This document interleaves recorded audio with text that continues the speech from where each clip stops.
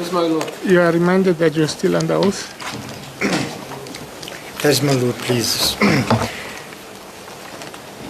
Listen, Kanyangela, we've been through the relevant provisions of the Anti-Corruption Act. I just want to refer you to, from our point of view, the relevant provisions of the Prevention of Organized Crime Act. Now, I want to start off by saying that this act, as you'll see, you've got a copy of the act in front of you, Mr. Kaningela? Yes, I do have. You'll see right on the first page that it's Act 29 of 2004. You see that? Yes, correct. And you'll see right at the end, it was signed by the President on the 19th of December 2004. Yes, correct. Now, I'm saying that in relation to the Anti-Corruption Act, which is Act 8 of 2003, a year earlier. Yes. Okay. So I just want to refer you to what appears to be the purpose of the Act. And you'll see that at page 1 of the Act.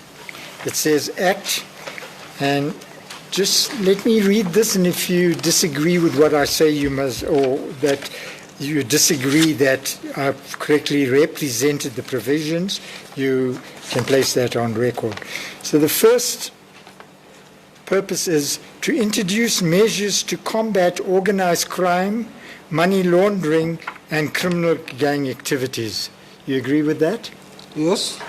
2, to prohibit certain activities relating to racketeering activities.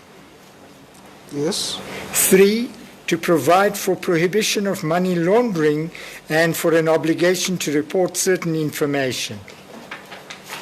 You see that? Yes. Okay. I don't need it. The rest of the provisions of the long title are not relevant for these proceedings, so I'm not going to place them on record. But is there anything you want to say about the purpose of that act as reflected in the long title? No, there is nothing I want to. Okay.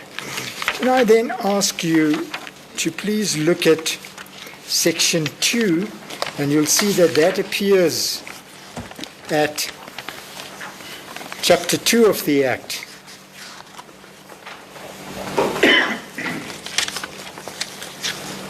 Now, Section 2.1, and I'm just going to read the relevant parts of the different provisions. Section 2.1 says, a person who within Namibia or elsewhere receives or retains property from a pattern of racketeering activity, among other things, and then right at the end of that subsection, commits an offense. You see that? Yes, I see. Okay. And then subsection 2 says, a person who knows or ought reasonably to know that property derived or is derived from a pattern of racketeering activity commits an offense. Yes. And subsection 3 says, a person who, and then in B says, knows or ought reasonably to have known that property was derived or is derived from a pattern of racketeering activity commits an offense. Yes. And subsection 4 says, a person who acquires or maintains any interest or control of any enterprise through a pattern of racketeering activity commits an offense. Yes. And subsection 5 says, a person who, whilst managing or employed by or associated with any enterprise, conducts or participates in the conduct directly or indirectly of that enterprise's affairs through a pattern of racketeering activity commits an offense. Yes. You see that? Yes, I see. All right, and section 6 says, any person who conducts or participates in the conduct directly or indirectly of the enterprise's activities through a pattern of racketeering activity commits an offense.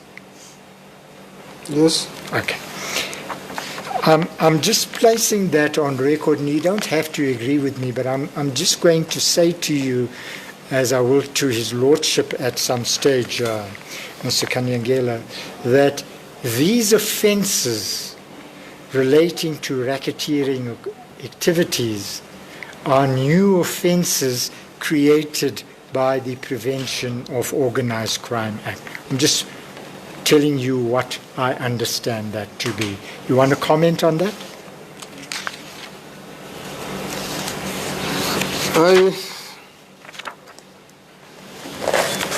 I just want to comment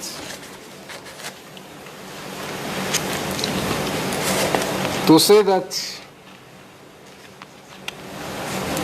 although they were created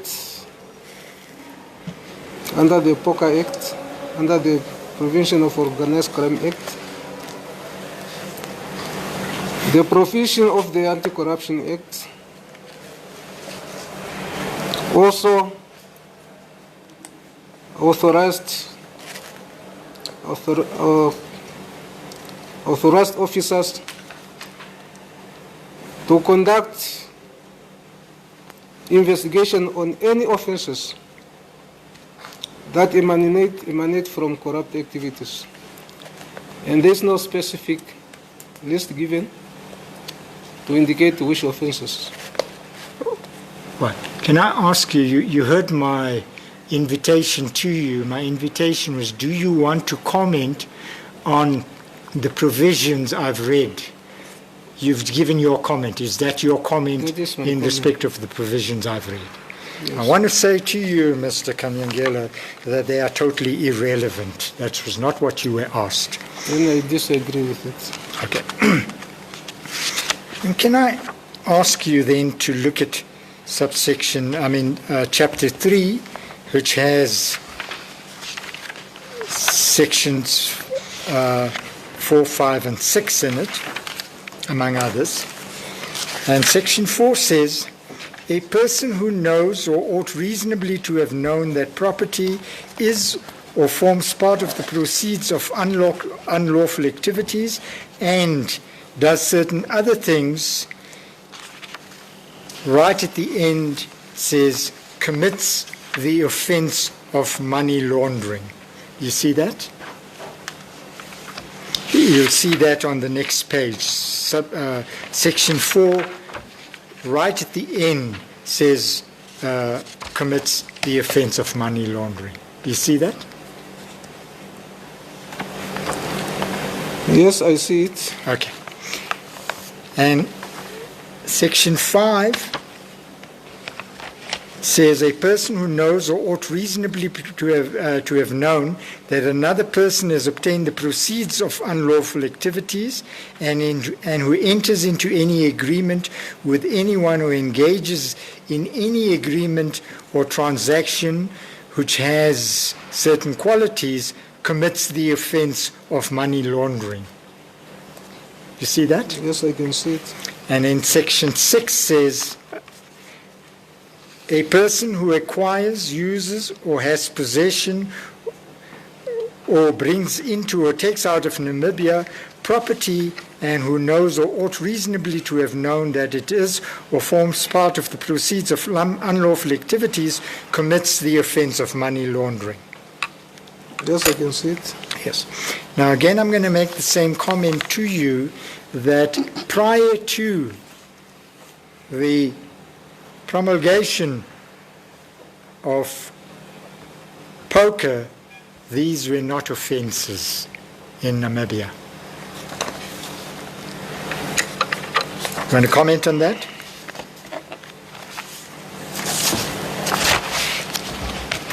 I still believe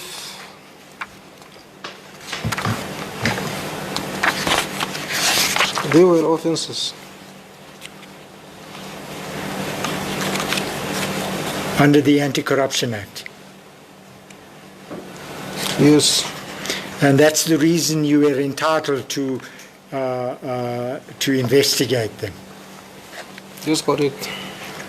Mr. Kanyangala, what do you want me to do with your faith?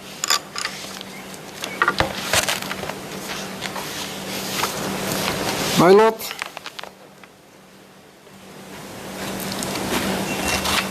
Section 3. I didn't ask a section.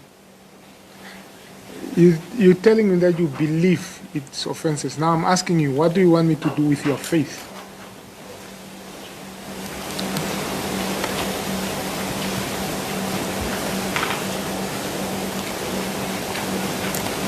Let me say,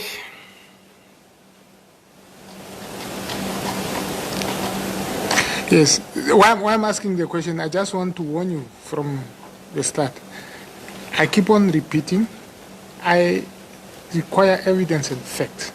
Your faith, your opinion is irrelevant for me. Just that you know it. Yes, you can proceed, Mr.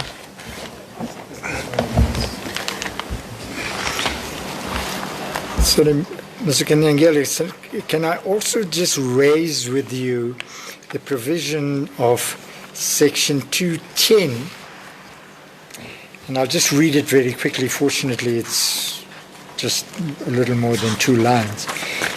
Section 2, subsection 10 says, a person must not be charged with committing an offense contemplated in subsections 1 to 7, and that is the offense of racketeering activities, unless a prosecution has been authorized in writing by the prosecutor general. I'm just saying that that's a requirement. I'm not saying it wasn't complied, but I'm just placing that on record.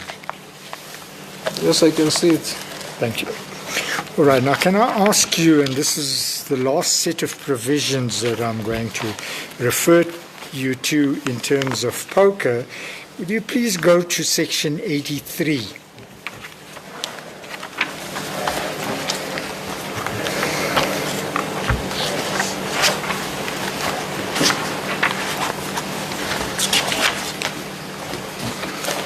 Are you there?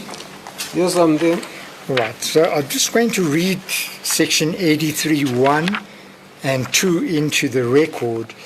Section 83.1 says, and it's titled Investigations, whenever the Inspector General of Police has reason to believe that any person may be in possession of information relevant to the commission or intended commission of an alleged offense in terms of this Act, or any person or enterprise may be in possession, custody, or control of any documentary material relevant to that alleged offense, he or she may, prior to the institution of any civil or criminal proceedings, under written authority, direct a particular member of the police to investigate a specific offense.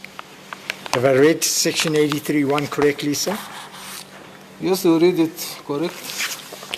In subsection 2 says, the member of the police authorized in terms of subsection 1 or any other authorized member of the police may, A, exercise any power under any law relating to the investigation of crime and the obtaining of information in the course of an investigation for the purpose of enabling the prosecutor general to institute and conduct proceedings in terms of Chapter 5 and 6 of the Act.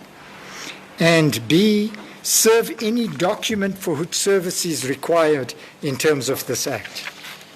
Have I read that correctly, sir? Yes, you read it correct. Okay. Now, Mr. Kanyangele, I know it sounds a long time ago, but I want to take you back to a point I made much earlier.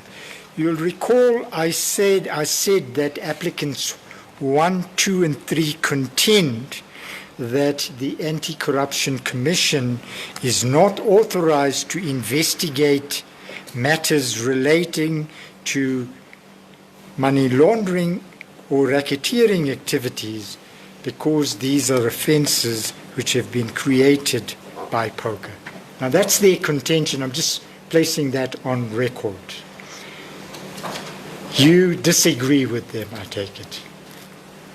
I disagree because they can investigate any offenses This is the ACC. emanating from corrupt practices. The ACC. Yes. Okay. Now, Mr. Kanyangela, as I understand it, you say that before you came to court today, you had read Mr. Shangalala's affidavit. Remember you said that? Or am I wrong? Yes, I said that. And you had read it? Yes, I read it. Now, the contention that the applicants 1, 2, and 3 make, and I just need to say to you, although you didn't read the affidavits of the other 2 applicants whom I represent, they make the same contention. Now, that contention that the ACC does not have the power to investigate poker-created offenses is not being made in respect, or as far as you are concerned, for the first time. Is that right?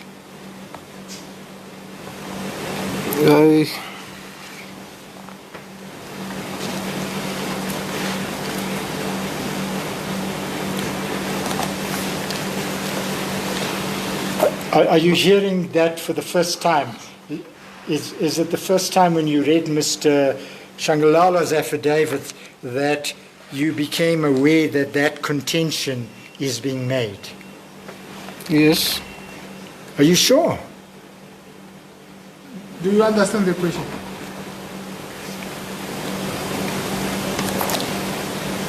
Maybe I did not understand. Take it well. Would you like me to clarify? And I want to be fair to you, Mr. Kanyangeli. Yes, sir, you can clarify. Okay, I'm just saying, in this matter, the applicants, and forget whether it's right or wrong, that decision will rest with His Lordship. Our job, my job and your job, is to present to His Lordship material on which he can make a proper finding. So I'm just saying, now that's the contention they make, and I've heard you to say you disagree. Now I'm saying that contention was made previously by other persons who are involved in this matter. Are you aware of that? Yes, I'm aware of that. Now, it was made, you might remember, in response to the warrant that you secured on the 23rd of November 2019 in respect of the arrest of Mr. Essa. That's correct. Sorry? I said that's correct. Okay. Now, I just want to ask you, let's just put one thing at a time. The affidavit you made in relation to that warrant appears at page 59 of the papers that have been submitted in respect of Mr. Shangalala's application for bail. Just have a look at page 59. Yes, I'm on that page. Okay. I just want to ask you to please look at page 67.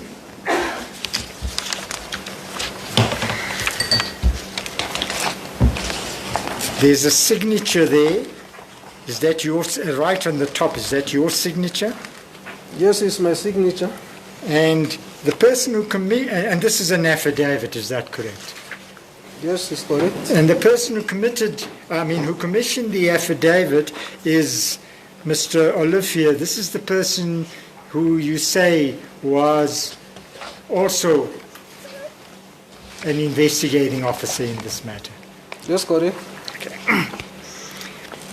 Now,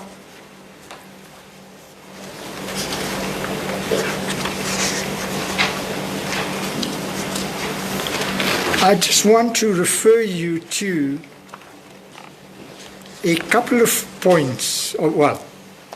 Perhaps I should just deal with, this is an application in support of a warrant for Mr. Esau's arrest, together with the arrest of the other 5 people whom we've talked about already. Yes, correct. And pursuant to the grant of this warrant, Mr. Esau was arrested. Yes, correct. Now, Mr. Esau then challenged the validity of the warrant. Is that correct? Yes, correct. And that challenge was accepted by the ACC and by the prosecuting authorities, and Mr. Esau was released on the 24th, I think it was. Is that correct? Yes, correct. And then he was rearrested on the 27th. Yes, correct. Pursuant to a warrant that you obtained again. Yes, correct. Okay. Now I want to look at your 2 affidavits. The affidavit in support of the warrant of the 23rd and then the warrant of the 27th. Now, if you look at page 59,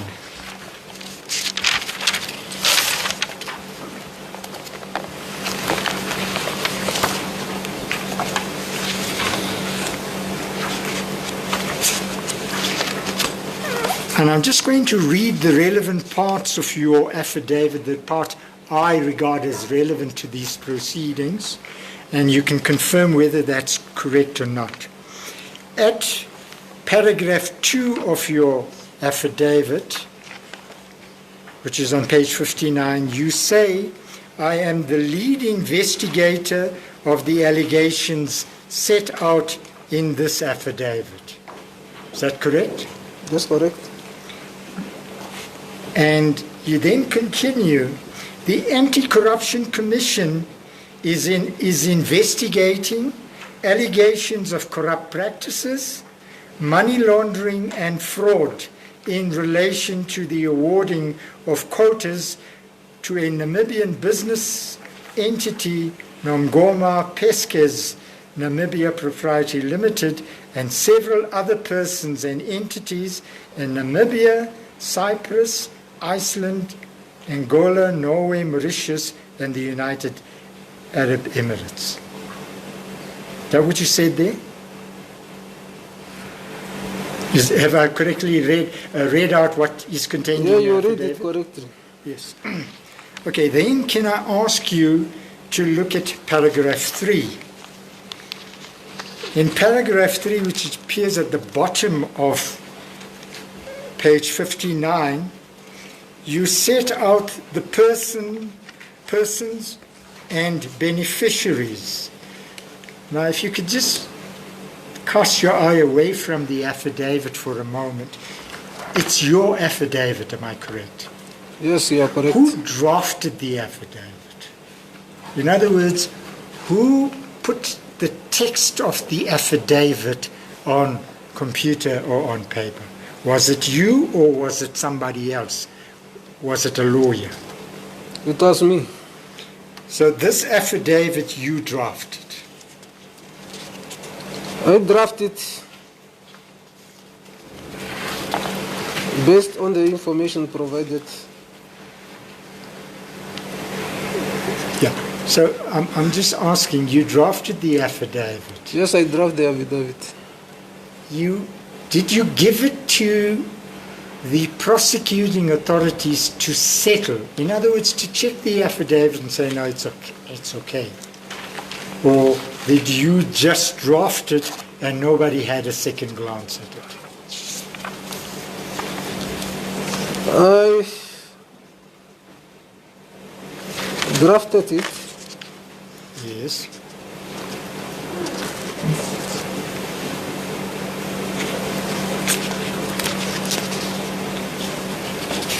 And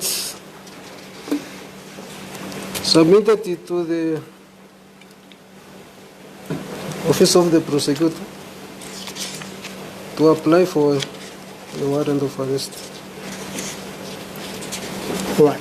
When you submitted the affidavit to the Office of the Prosecutor General, was it already signed and commissioned? Yes, it was already signed and So commissioned. can we assume that they had nothing to do with the contents at all? They changed nothing from the affidavit you gave them? I don't understand. Okay, so, and again, there is nothing wrong with this. This is how lawyers work, and my learned friends for the prosecutors, for the prosecution are lawyers. They get documents from more junior people. They look at the documents and say, this is fine. It's what's called settling documents. And I say, no, this is okay. It makes out the case we want. And that happens at all levels of law. If I'm working with another senior counsel and I'm drafting it, I would give it to that person to settle as well. So there's nothing wrong with it. I'm just trying to find out what the factual situation was. This affidavit, as it appears here, was only your effort, with no changes made by anybody.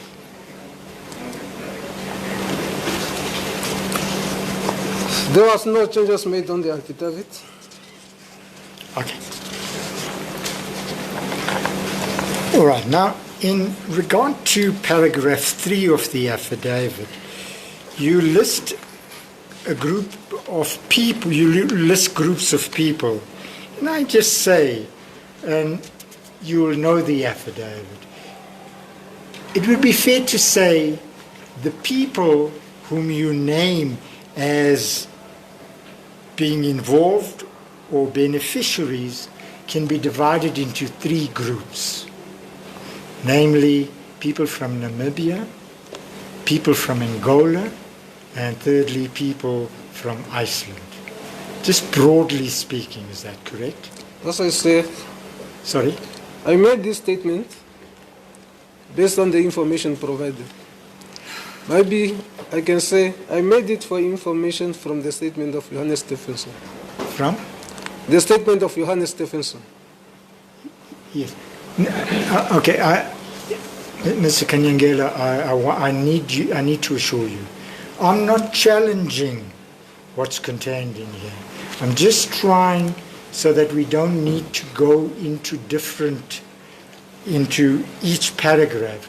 I'm just trying to understand that the people who are named here are in 3 categories. Can I start off with the first bullet point on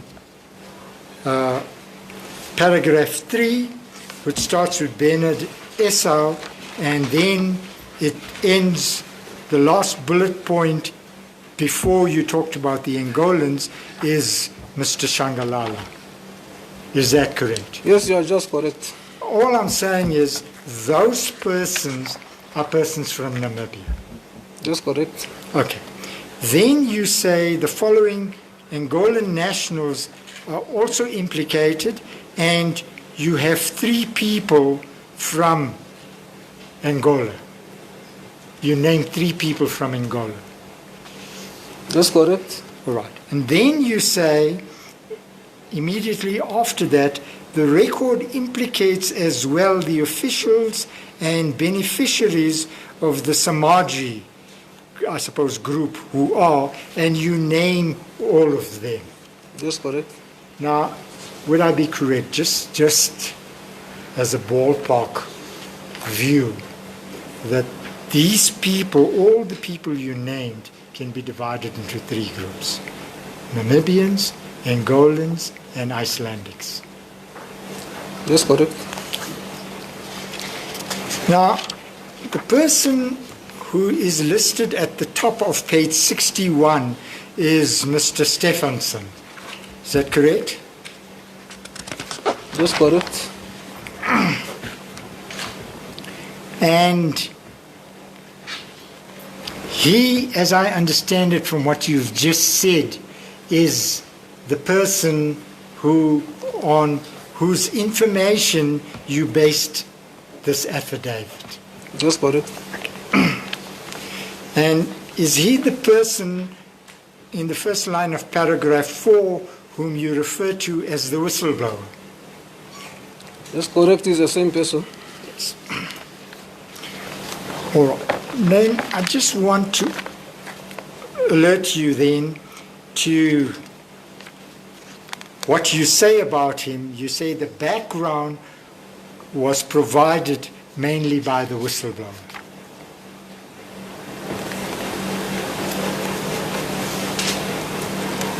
That's right at the top of paragraph 4. Sir. Yes. Right. Now, all the information contained in that affidavit is from the whistleblower.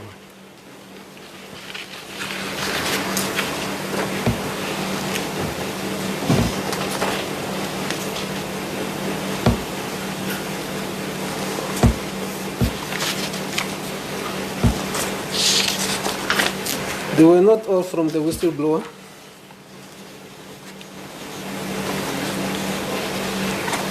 Which parts were not from him? I don't need, just tell us which paragraphs are not from him.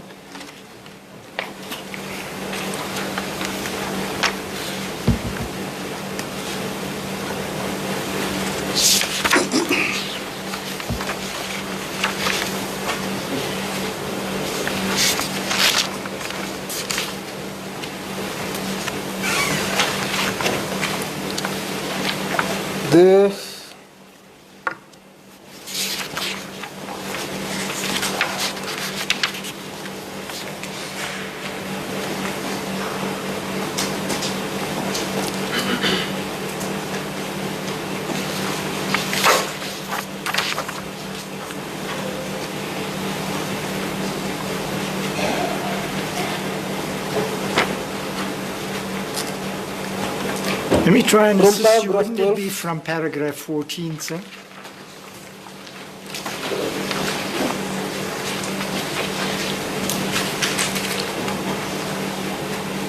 I can say as from paragraph 12. From paragraph 12. So where did the information from paragraph 12 come from?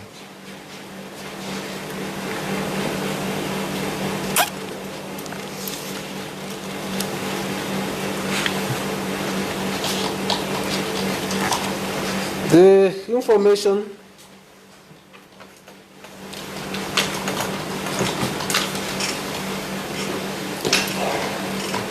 from paragraph 12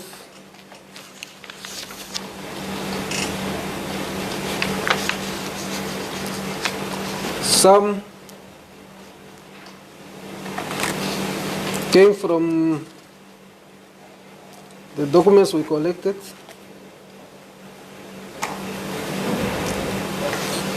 Some information,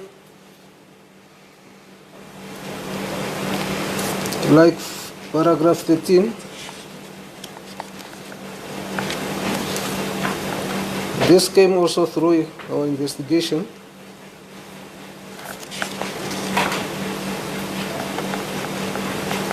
As well as paragraph 14. Now, the information from paragraph 12, you say, was from documents. These were documents that were given to you by Mr. Stefansson, weren't they?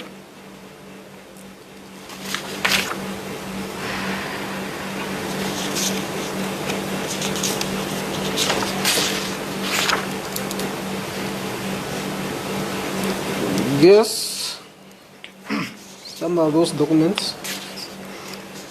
But you say paragraph 14 you didn't get from Mr. Stephenson? Because you say during investigations, commercial banks were summoned to provide bank accounts. Is that correct? Yes. That you say at the top of paragraph 14. Yes, that is what I said. Yes. Now, let me ask you, was that information obtained in terms of Section 27 of the Anti-Corruption Act? Remember, we've been through that you can, as the ACC, get banks to give you the information. So where that information came from? They came from First National Bank, let me say from the banking institutions. You heard my question, Mr. Kamangile. I said, did you get them in terms of Section 27 of the Anti-Corruption Act? Some we get them in terms of that section. Some we get them in terms of Section 21. Of the Anti-Corruption Act. That's correct. So all this information from paragraph 14, you got pursuant to the provisions of the Anti-Corruption Act. That's correct. Okay. I just want to ask you to look at paragraph 10, please.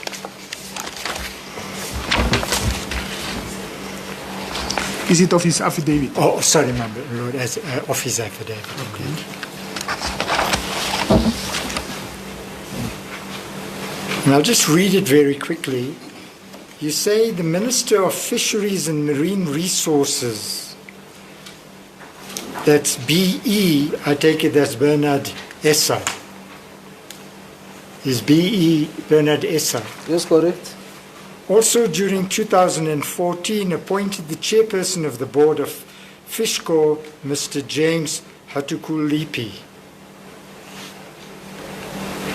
Yes. Then you continue, this appointment appears to have been done unprocedurally and or contrary to the provisions of the National Fishing Corporation of Namibia Act. That's the Fishco Act, is that right? Yes. Read with sections 14 and 15 of the Public Enterprises Governance Act of 2006. That's the allegation you make here, right? Yes. Now that's an allegation you made when you gave evidence here, you remember? Last week? Yes, correct.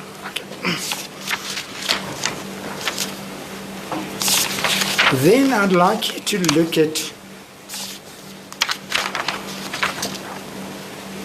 there doesn't seem to be a paragraph 15 here, but that's not why I'm asking you the question.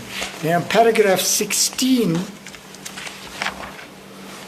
you say it is imperative for the proper finalization of the investigation to obtain. I beg your pardon, can I start that again? It is imperative for the proper finalization of the investigation to obtain the following articles that have a bearing on the investigation. So, what you said there? Yes.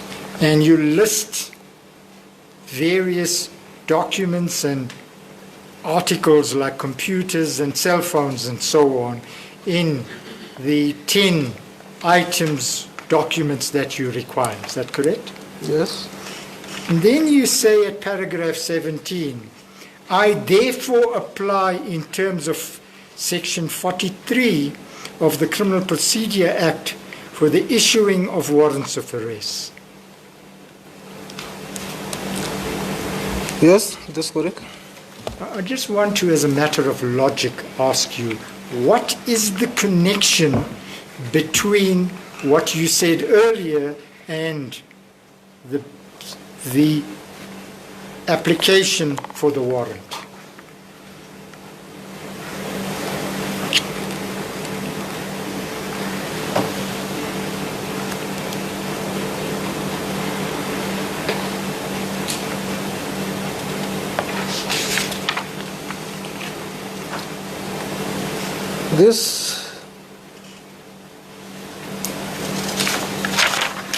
This could be that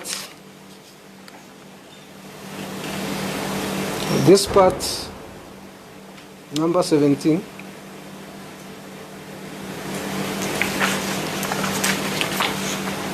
could be not part of this affidavit. Possibly I have been working on the other affidavit of the search warrant.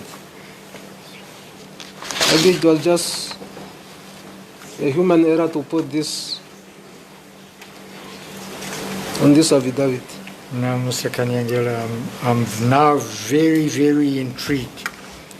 Are you saying that you obtained a warrant from a magistrate for the arrest of a former minister of this country on the basis of a wrong page of an affidavit being put in as a support for the warrant?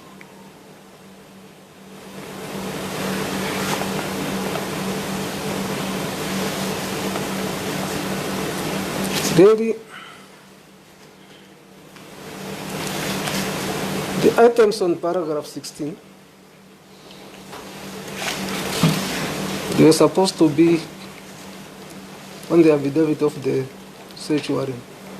So did you say, I just didn't hear that. Sorry, Mr.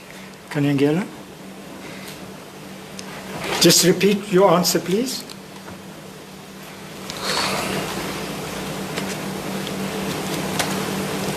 I said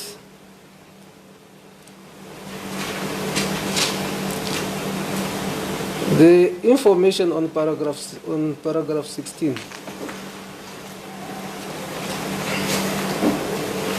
was supposed to be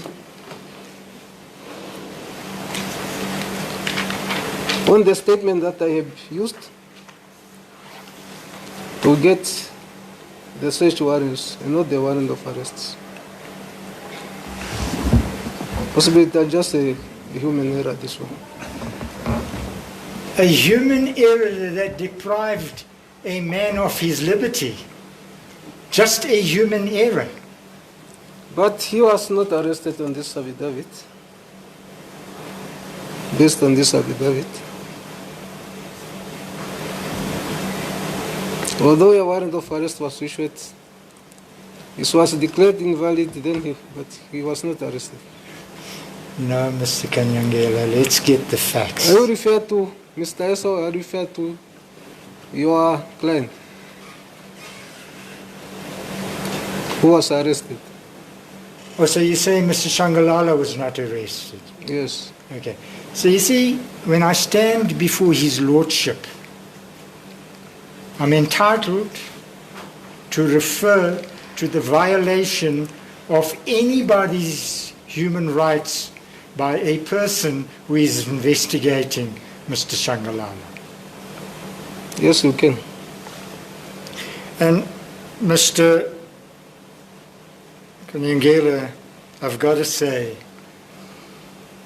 it worries me that you would be so casual about this. It's a submission I will make again to his lordship about the manner in which you violate people's human rights.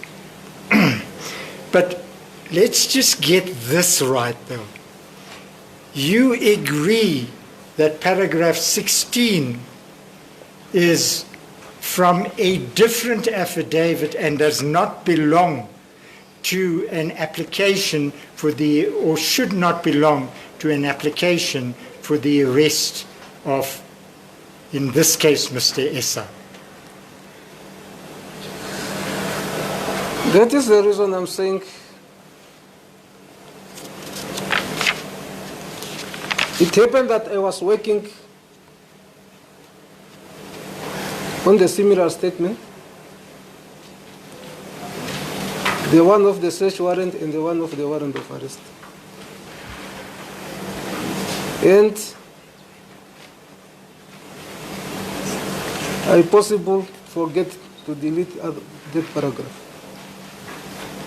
But be that as it may, on the basis of your simple error, If you look at page 68,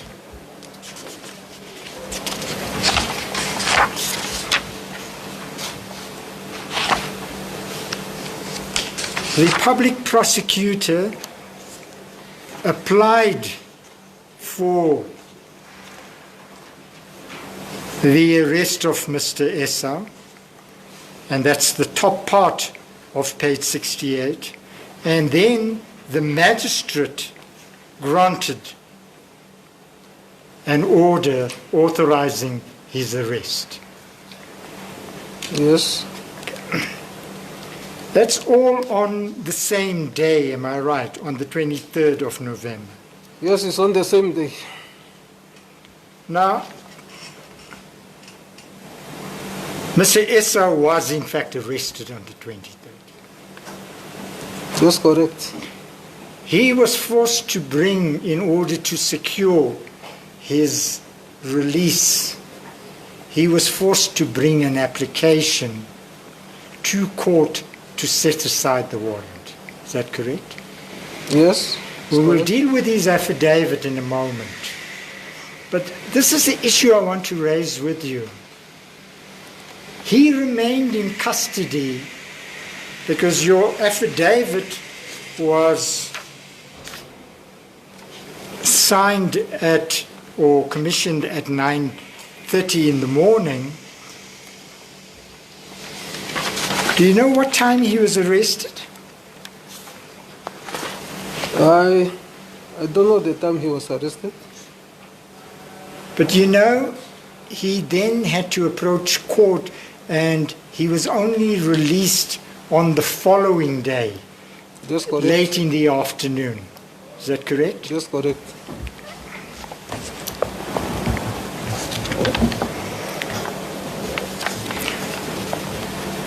Is this the first time that you are discovering that there was this elementary mistake made? When I raise it with you today. Yes, it is the first time.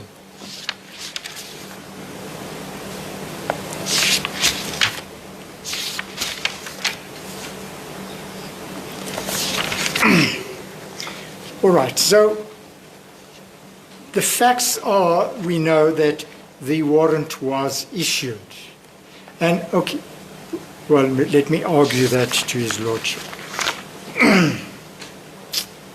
The point I want to make, my Lord, and I will argue it, is it's quite clear that the warrant should not have been granted at all. Forget the merits that are raised by Mr. Esau. That point is not raised, but it should not have been. It just is an indication that unless the rights of ordinary citizens are protected, officials will,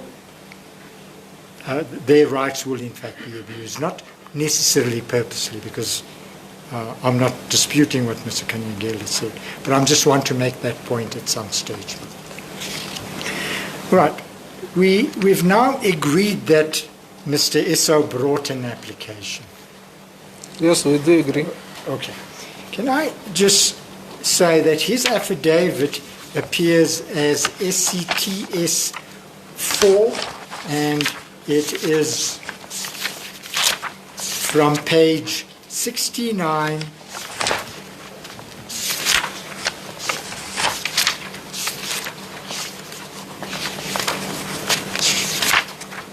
to 85. Is that correct? That's correct.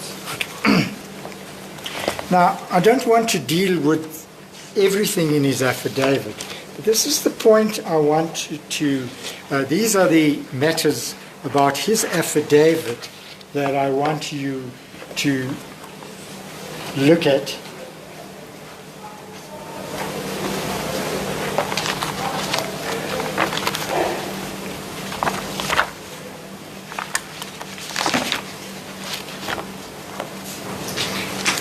Now at paragraph, can I start off right at page 1 of the affidavit? The applicant is Mr. Esau, is that right? That's correct. And the Anti-Corruption Commission is the second respondent. That's correct. You, in your personal capacity, or in your capacity as the investigating officer, are the third respondent. That's correct. The Prosecutor General is the fourth respondent. That's correct. And the Inspector General is the fifth respondent. That's correct. Okay. Now, in his affidavit, and I just want to say to you, just in general, and you must tell me if you're, well, let me ask you this. Did you read Mr. Esso's affidavit, which was made on the Sunday? You'll see it's the next, it's made on the next day. And you'll see that that is reflected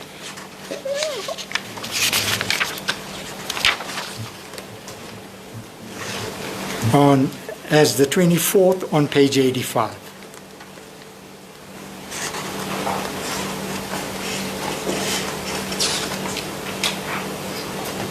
See, right at the top of page 85 is the date. Yes, I see the date. Yes. So that's when he made the affidavit. Yes. Now, at paragraph 22 of the affidavit, and the numbering is a bit wrong, so I'm going to refer you to pages at page 76. Referring to the application, he says, the third respondent, who is not a commissioned officer of the Namibian police and who is not the prosecutor general or her delegate, is simply an investigating officer of the ACC, being the second respondent. So what he says at paragraph 21? At page 76, sir. He said, the warrant issued by the first respondent is entirely invalid. The third respondent, who is not a commissioned officer of the Namibian police, and who is not the prosecutor general or her delegate, is simply an investigating officer of the second respondent. Please, I'm asking the questions, so I'm just asking you, is that what paragraph 21 reads?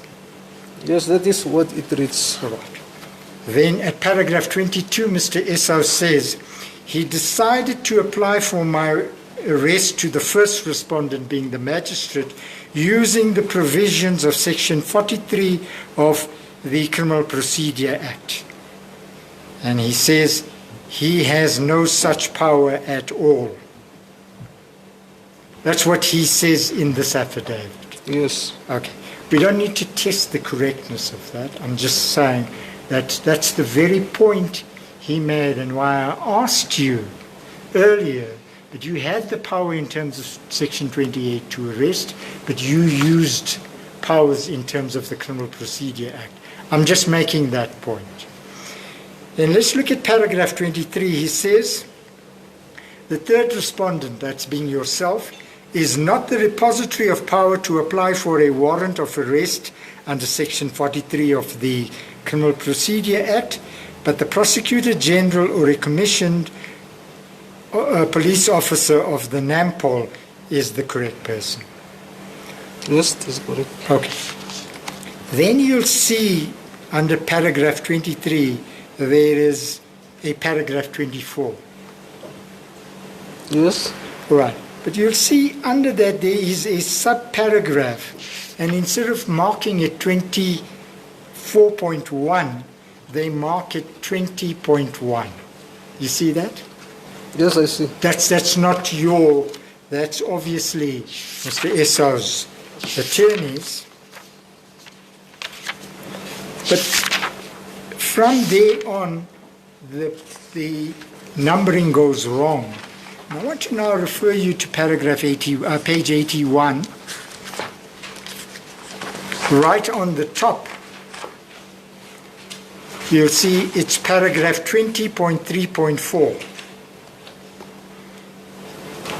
And this is what he says. So he's already said the warrant is unlawful because you applied in terms of the Criminal Procedure Act. Now at 20.3.4 he says, the warrant is further invalid on the basis that money laundering offences are investigated by the Namibian police, but only by police officers designated in writing by the by the Inspector General of the Namibian Police as contemplated in Section 83 of POCA. That's the allegation he makes. Yes. Okay. Then he goes on, as the third respondent is not a member of the Namibian Police and could thus not have been designated by the Inspector General, the third respondent approached the first respondent in respect of offences he did not have the authority to investigate, particularly in the circumstances where he did not make allegations that he discovered such offences during investigation. Now, you might recall a little earlier I said to you that the allegation that you didn't have the power in terms of Section 83 had been made earlier. Now, this is the allegation I'm referring to, and you're aware of it. Yes, I'm aware of the allegation. Okay. Can I just ask you, Mr. Essa filed his application, right? Yes. It's correct that he was released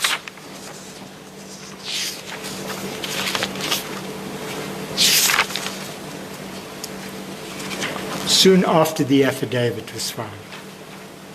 Yes, he was released. Okay, can I just, sorry, before I get there.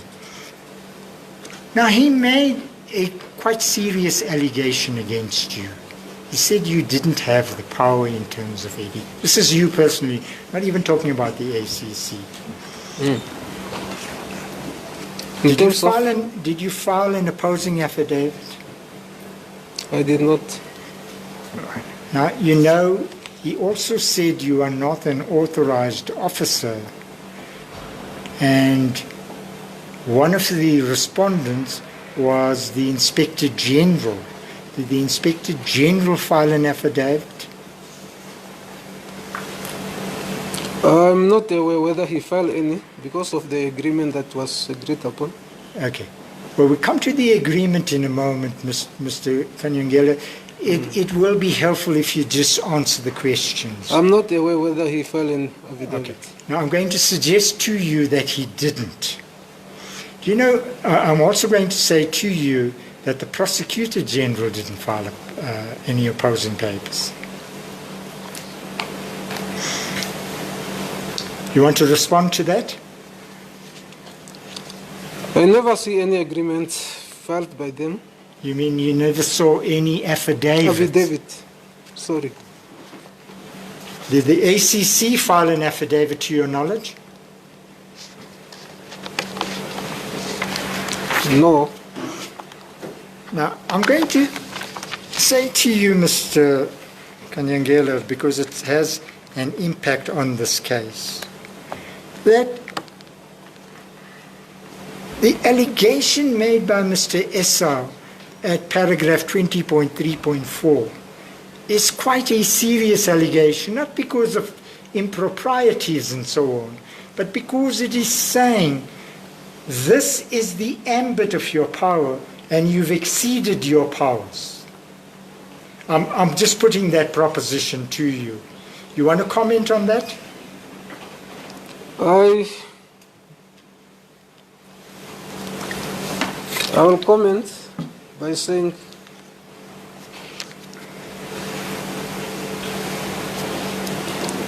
that as per his allegation, I was not supposed to apply the warrant of arrest in terms of the Criminal Procedure Act. And you accepted that? I accept it. Okay. All right, so in any case, just to bring that part to sorry. You didn't accept, though, your powers in terms of Section 83. that you don't have the powers in terms of Section 83? Remember, I referred to. Yeah, I don't have power under that section. Sorry? I don't have under that section of poker. Sorry, I didn't hear you again. You? I say I don't have power under Section 83 of the poker. So you don't have the power to investigate. Okay. All right. Be that as it may, that paragraph, page 87, as you pointed out to His Lordship, the matter was settled. That is correct, isn't it? That's correct. All right. I just want to read to you that a court order was issued at 15:45 on the 24th by Justice Prinsloo, and this is what the order reads. Whereas after the rising of the court, the parties engaged into settlement negotiations, and it says, having heard Mr. Shimakileni on behalf of the applicant and Ms. Ilawa on behalf of the respondents, and having read the application in the case and other documents filed on record, it is noted that the parties reached a settlement agreement which is recorded in the following terms. 1. The warrant of arrest in respect of the applicant issued by the first respondent on the 23rd of November is declared invalid and set aside. And 2. The sixth respondent is hereby ordered to release the applicant with immediate effect, and there was no order as to costs. Have I correctly reflected that court order, sir? Yes.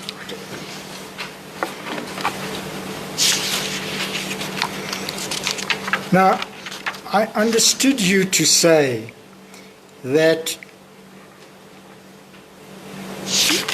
you don't have the power in terms of Section 83 to investigate these matters, but you have the power in terms of Section 43 to apply for a warrant. Is that correct? That is not what I have said. Oh, okay. Sorry, I must have misunderstood. What did you say in terms of your powers? In terms of my powers,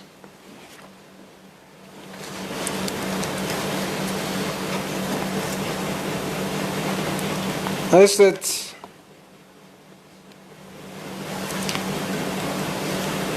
we can investigate any offences as per the provision of Section 3. So you'll have to tell us of which acts, otherwise we've now got two acts in front of us. You say the provisions of Section 3 of the Anti-Corruption Act. Yes. In terms of Section 28 of the same Act, and in terms of Section 31 of the same Act. That is any other offences I'm referring to. Sorry, you can investigate any offence. Any other offences emanating from corrupt practices. Including poker-related offences. In other words, money laundering and racketeering. I'm just asking for what you understand your powers are. How I understand it,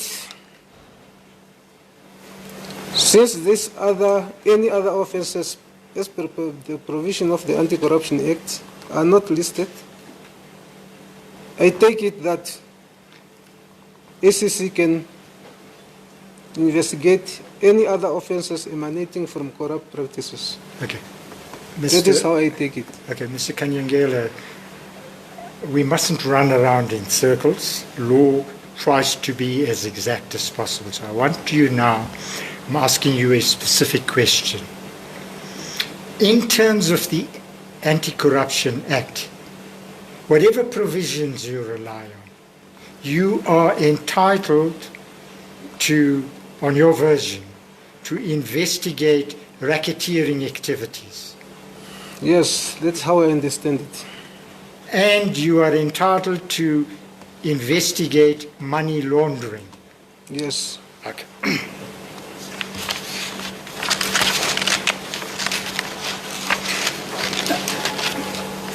Now, can I then say that as regards the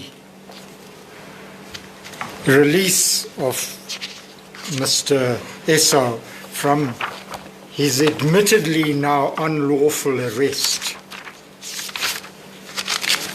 you applied on the 27th of November for him to be arrested again. Yes.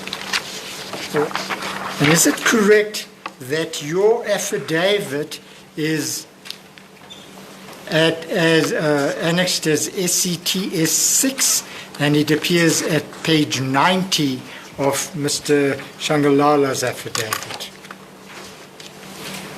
Yes, that's or correct. Mr. Shangalala's papers. Yes, correct. All right. Now, I just want to ask you to do the following, please. Will you keep one hand on your affidavit of the 23rd and the other hand on the affidavit of the 26th? So they appear respectively at pages 59 and 90.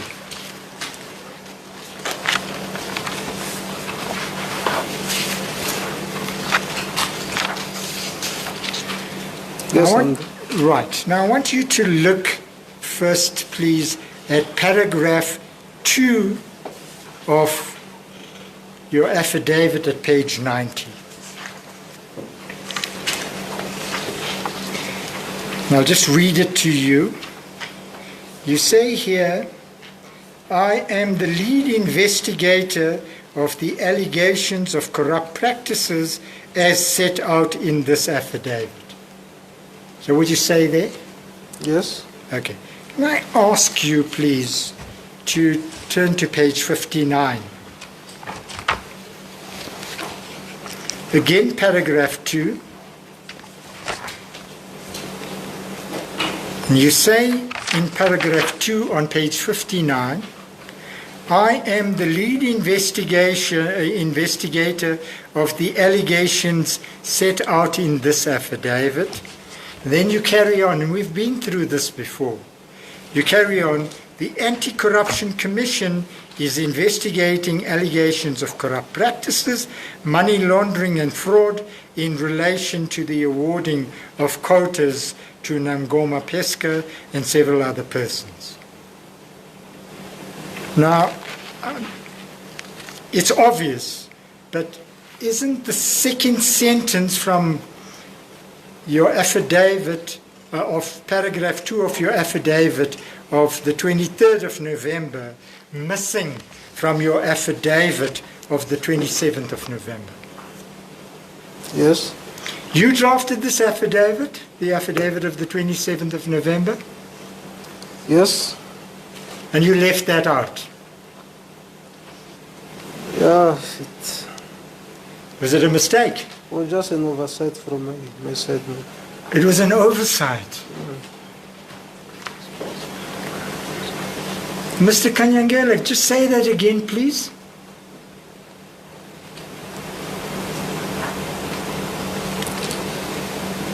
I say it was an oversight from my side. So you intended putting that part in?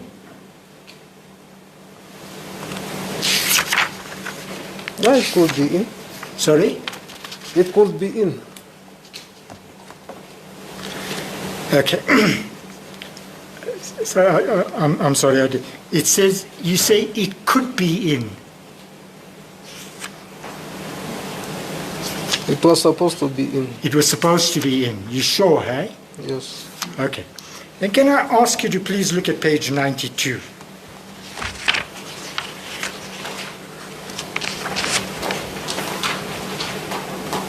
And that's paragraph 4, and I'll read it out to you. You say, various offences of corrupt practices as set out in Chapter 4 of the Anti-Corruption Act of 2003 are being investigated. The investigation was prompted in 2014 by allegations contained in a newspaper article in the Namibian newspaper, and during this year information from a whistleblower which was given to the Commission and which was ultimately reduced to writing and signed by the whistleblower. Now there too, you don't say you're investigating money laundering and fraud.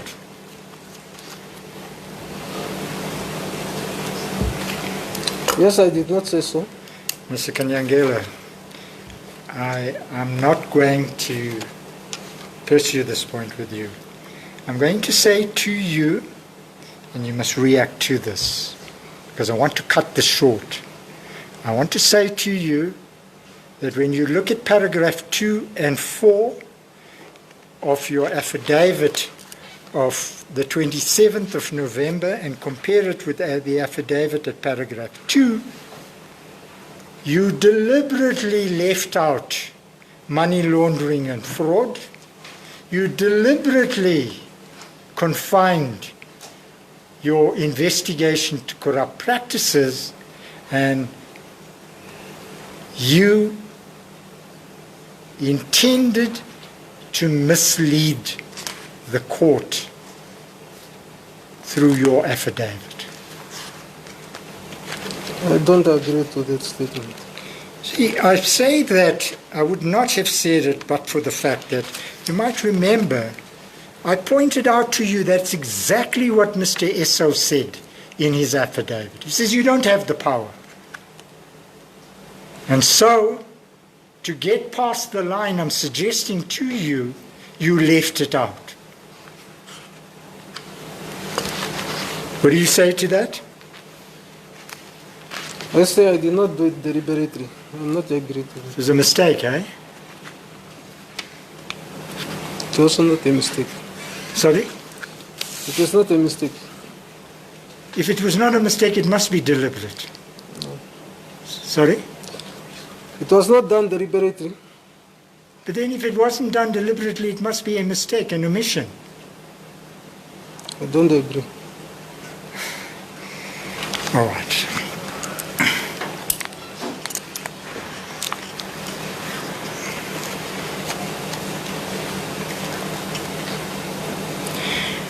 Now, in paragraph 5 of this affidavit, of your affidavit of the 27th of November 2019 at paragraph 92,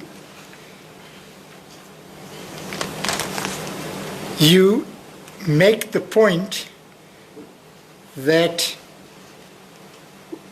we are investigating, and you deal with Mr. Esso first, a possible contravention of Section 43 read with Section 46 of the Anti-Corruption Act. You see that? Yes. And then you give some details about that. Yes. And then if you look at the next page, you now talk about Mr. Shangalala talking about the investigation and so on. Mr. Shangalala and others, and you say that we're investigating a possible contravention of Section 33 read with Section 46B of the Anti-Corruption Act, and you give details of that. Yes. Now, these allegations about which provisions of the Anti-Corruption Act they allegedly contravened are not contained in your affidavit of the 23rd of November. Is that correct? You may want to look at it, but I can assure you it's not there. No, it is not. Okay. So we now know you added something, but we also know you omitted something. And I'm saying to you, Mr. Kanyangela, and Ms. Kanyangela, can I just say this to you? About 140 years ago,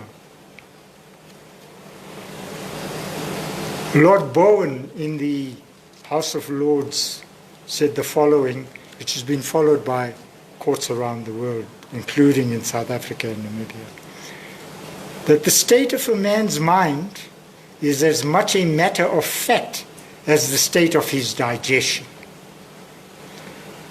So I'm saying to you, Mr. Kanyangela, based on that analogy, that the only conclusion that one can draw, the most reasonable conclusion, the most cogent conclusion that one can draw from what is contained in your affidavit of the 23rd and the affidavit of the 27th, and what's missing from the two affidavits is that you now wanted to bring yourself under the umbrella only of the Anti-Corruption Act.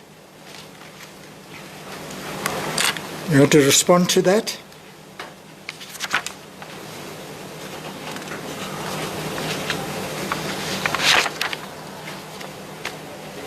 I will not have comment on that one. Sorry? I will not have comment on that one. You don't have a comment on that? Okay. Can I then ask you, sir, remember we're dealing with the question of your powers in terms of poker, in terms of a Section 83 of poker. You remember? Yes. Okay. Can I ask you to look at paragraph 6 of your affidavit of the 27th of November at page 93. You say here, during the investigation thus far, the information and evidence assembled suggests that the persons referred to in paragraph 5 above, and now we are talking about the accused here, could possibly also, and then during any of the periods mentioned in that paragraph, have contravened certain provisions as contemplated in Chapter 3 of poker. And then under the next bullet point, you say, have committed the common law crime of fraud because of various reasons. Now, what you omit to say here again, and which again reinforces my point, that you don't say the ACC or you are investigating the poker-related matters or the fraud. What do you say about that?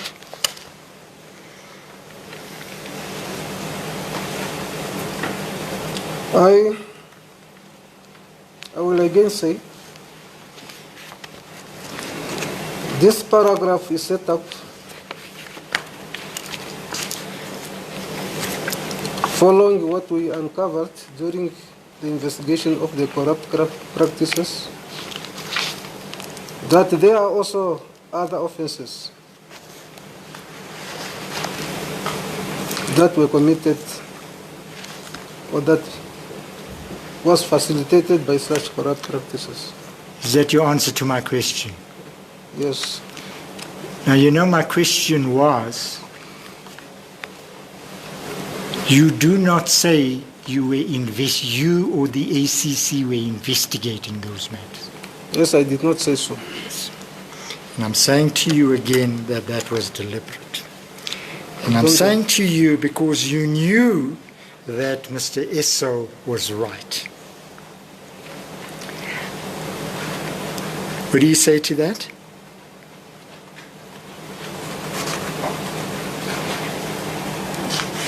Don't say, I will say that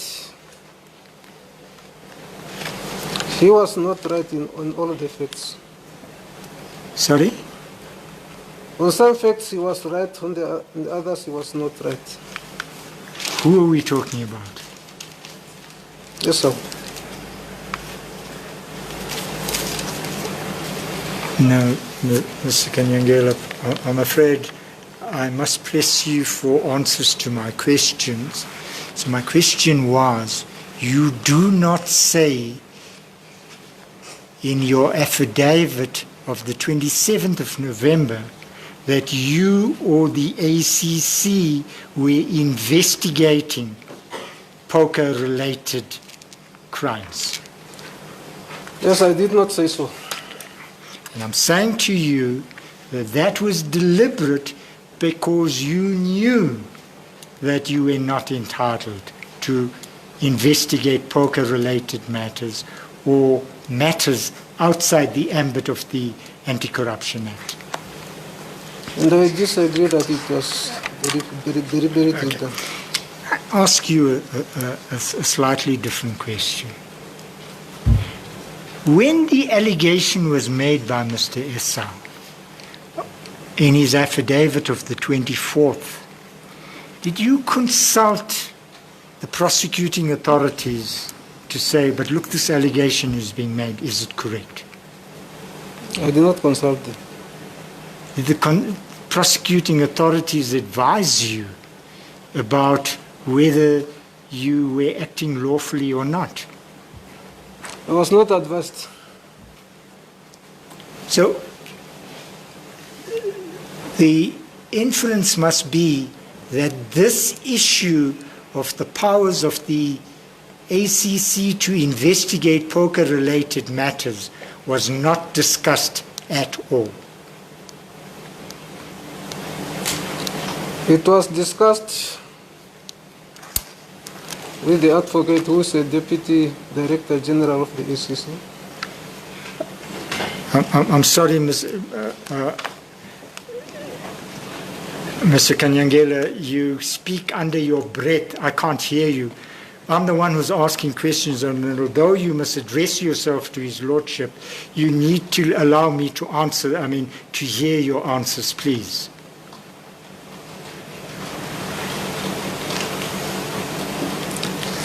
I say other offenses that I just have included in my statement, they were discussed with Advocate van der Merwe, who is a Deputy Director General of the ACC. So you did discuss this with her? That's correct. Before you drafted your affidavit, or after your affidavit of the 27th, or after you drafted that affidavit? During the drafting of the statement. Okay. So let me then ask, in relation to this statement, you drafted this statement, which was commissioned then on the 26th of November. Is that right? That's correct. That's at page 101, and it was commissioned by Mr. Klute. That's correct. After you discussed with Advocate van der Merwe what your powers are, you changed the original affidavit, and you changed parts of the original affidavit, and you gave her this affidavit, or did you not give it to her?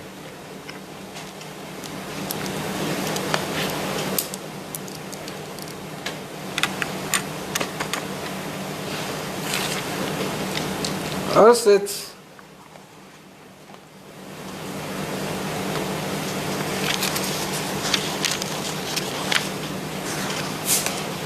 when I drafted this affidavit,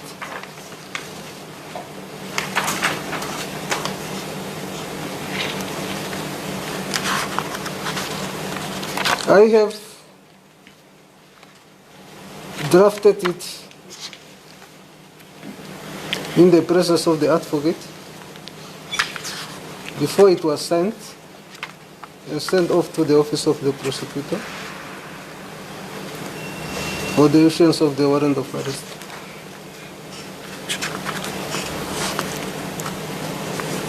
So,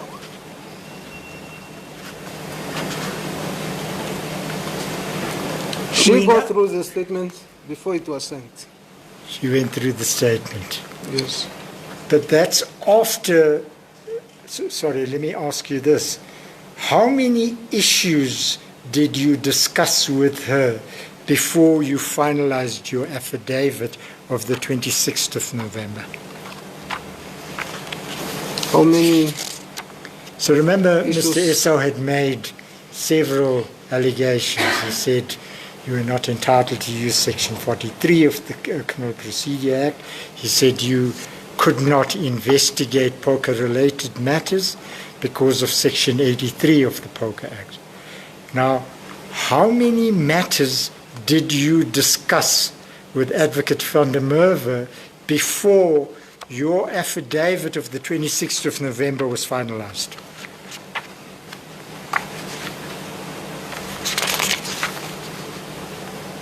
Is it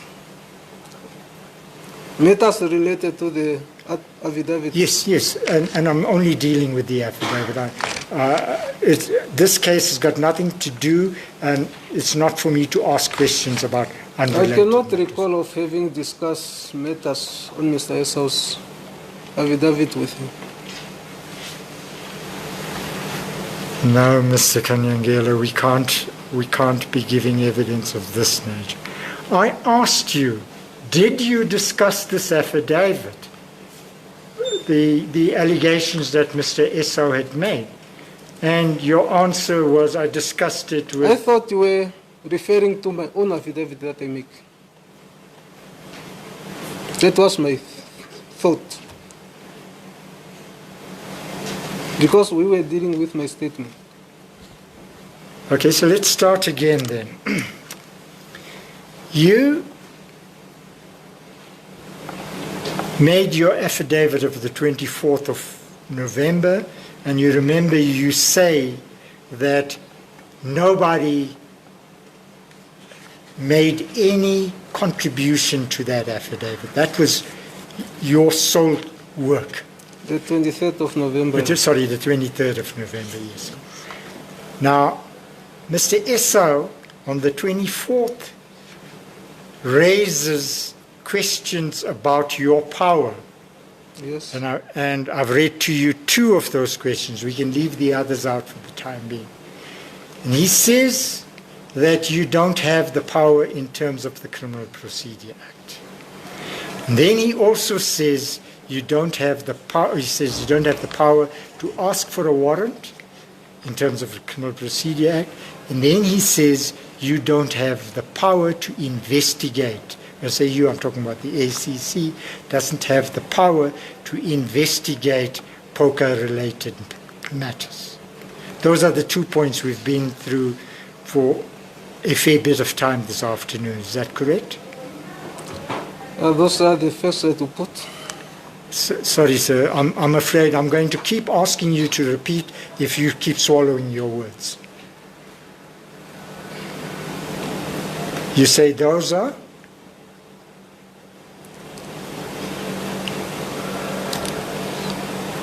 I said those are the facts that he put in his affidavit, of which, as I have already said, that I agree with him to say that I don't have any power to apply the the warrant of arrest in terms of the Criminal Procedure Act.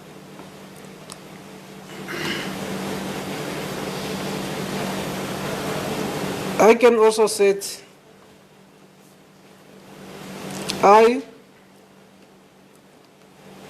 did not investigate this matter under the Prevention of Organized Crime Act, or the investigation was based or was done under the Anti-Corruption Act. Although there are some offenses that came out related to poker, they were all investigated under the Anti-Corruption Act. Yes. Oh, and Mr. Kanyangele, in fairness to you, the question of whether that is authorized, lawful, or within the ambit is a matter for His Lordship to decide at the end of the, well, not to decide, but to pronounce on in some way for the purposes of this bail application. But I want to ask you a slightly different question. We do know now that there were differences between your affidavit of the 26th and of the 23rd of November. That's correct, right? Yes, We've there are been through that. differences. Right. Now, what did you consult Advocate van der Merwe about before you finalized your affidavit of the 26th of November?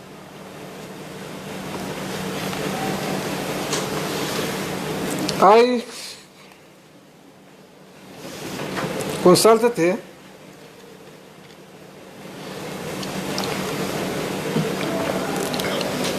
She's a legal person.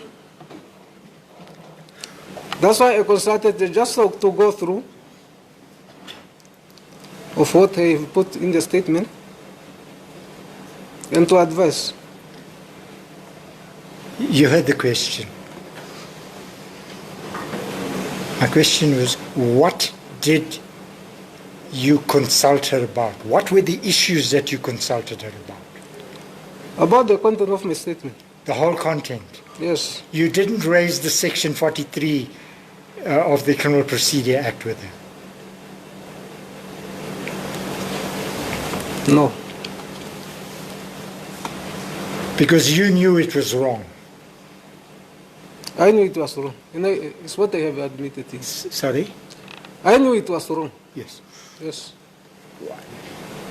But the poker matter, did you discuss it with her? I did not discuss it with her.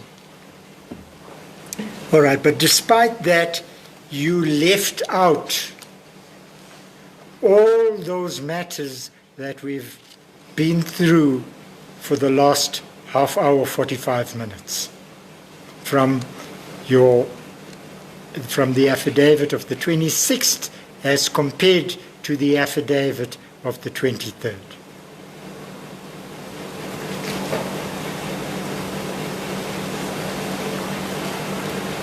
Let me ask you directly, Mr. Kanyangela. Did she advise you to take that out? She did not. And you never raised it with her? No, I did not raise it with her. But you left it out, deliberately or otherwise you left it out? I did not left it out deliberately. Oh, but it's not in the affidavit. What does that mean? That it's left out, sir? Yeah, it was left out, but not deliberately done.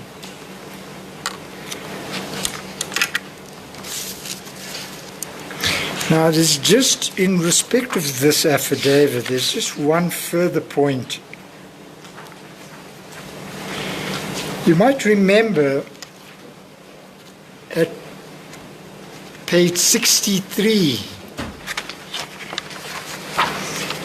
of your earlier, your earlier affidavit appears from page 59. And at page 63, 63,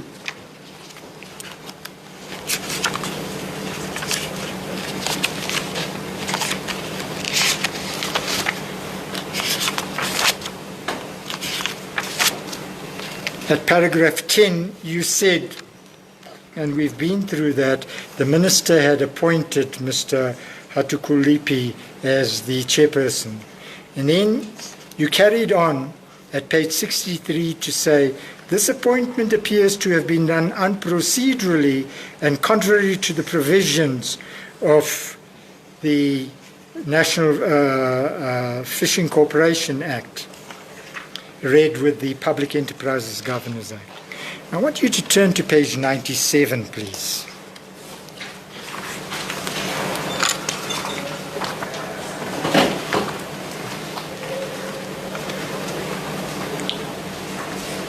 And at paragraph 15, you say the following. The Minister of Fisheries and Marine Resources, BE, and we've established that that's Mr. Esau, also during 2014 appointed the chairperson of the Board of Fiscal, Mr. James Hatukulipi.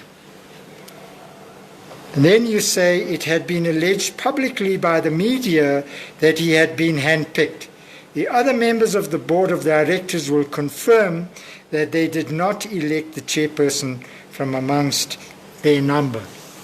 But what you do not say is what you said in paragraph 10 of your affidavit of the 23rd of November, that appointment was done unprocedurally. Is that correct? You don't say that in your affidavit of the 27th? Yes, I did not say that. Was it because you were advised that it had been done procedurally? It was not done procedurally. But why did you then leave it out?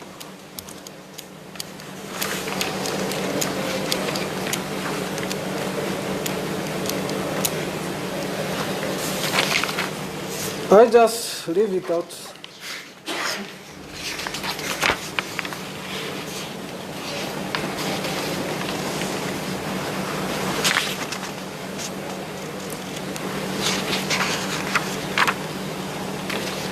Deliberately? Yes, such information is already contained in the other statement. Sorry, can I ask you, did you leave it out deliberately, the allegation about the unprocedural nature of the appointment? Not deliberately. There was a mistake as well.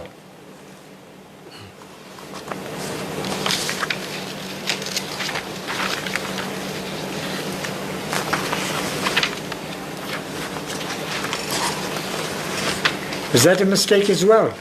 You can take it as an oversight.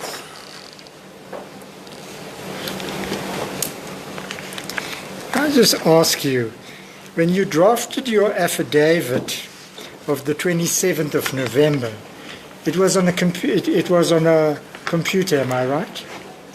That's correct. You were just revising the affidavit, am I correct? That's correct. Yes. Can you just hold on? Yes.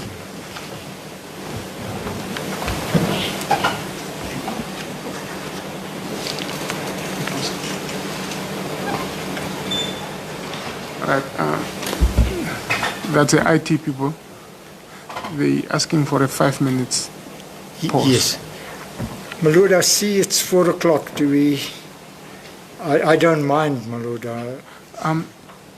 What is your take? Do you want to pursue this line and finish it, or would you rather stop and start? Perhaps it may shorten things if I continue tomorrow, then I may not ask questions that on reflection would appear to be irrelevant. Okay. Mr. Then we'll then adjourn until tomorrow morning. Until tomorrow morning, yes. Okay. Mr. Kanyangela? Lordship. You are under cross-examination. Yes, my lord. And when you are under cross-examination, you have quite a number of restrictions. Yes, my lord. And the most important restriction is that you may not discuss this matter with anybody, including the state prosecutors. I'm aware of that, my lord. Your wife, your children, your colleagues, even your director and the deputy director,